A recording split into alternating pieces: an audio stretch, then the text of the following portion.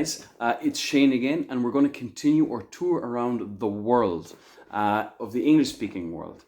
And this week we're going to stop again in the Southern Hemisphere, but a little bit further away from Australia and New Zealand. We're going to stop here in South Africa. So, what do we know about South Africa? Well, we know that it is an English-speaking country, but it has other official languages too.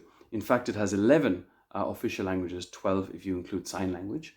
It has European-based languages like Afrikaans, which is based on Dutch. It's also got its native languages. For example, some of the languages that involve the clicking sounds when they speak, they come from South Africa. What else do we need to know about South Africa? Well, that's a dog barking. Anyways,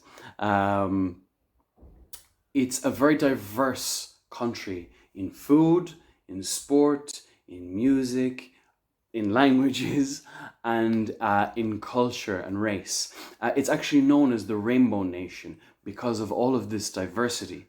Let's talk about a few of those things, shall we? Animals. Well, if you have ever heard of the African safari, the place to go is South Africa.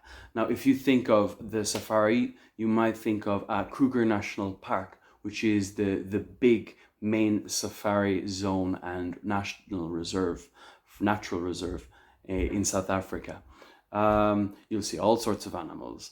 You will see lions or zebras, hyenas, elephants perhaps, maybe even some rhinoceros.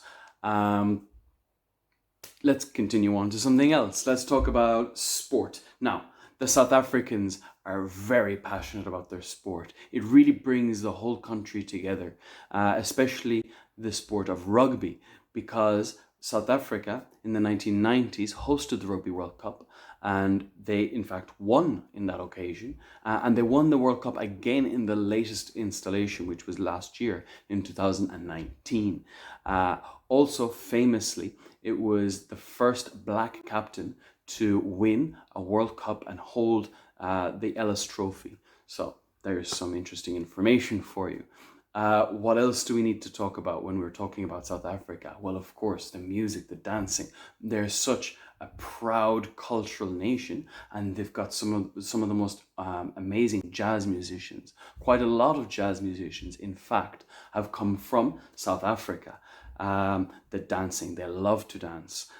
You put on some music, you play it on the street, you will have people dancing there like there's no problem in the world. What else do we need to know about South Africa? The food, of course. It's me, so I'm going to talk a little bit about the food. So they eat a lot of meat in South Africa. Maybe not everybody, but it's a very popular thing. So for example, you might have something like boerewors, which is a sausage, literally known as boer is farmer and wors is sausage in Afrikaans.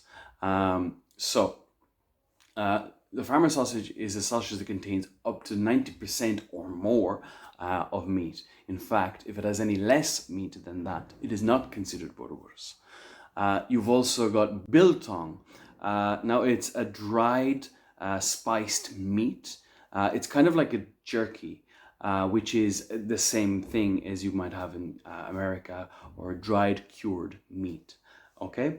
What else we've got? We've got bobo tea, which is apparently quite a sweet dish, and it's very popular there because of its contents. It's got minced meat, it's got some egg-based topping, it normally has raisins or sultanas into the mixture as well. It's quite sweet.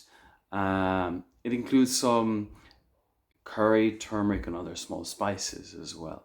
And when you think of South Africa, you might think of some of the more well-known cities in Africa.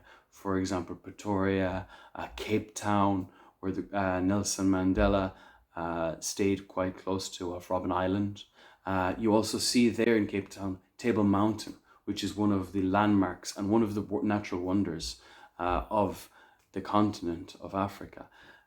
You will also may have heard of Johannesburg, and other things like that. Well, I'm going to leave it at that for the time being, I hope you enjoyed the video. I hope you learned a little bit about the culture of South Africa and how diverse it is.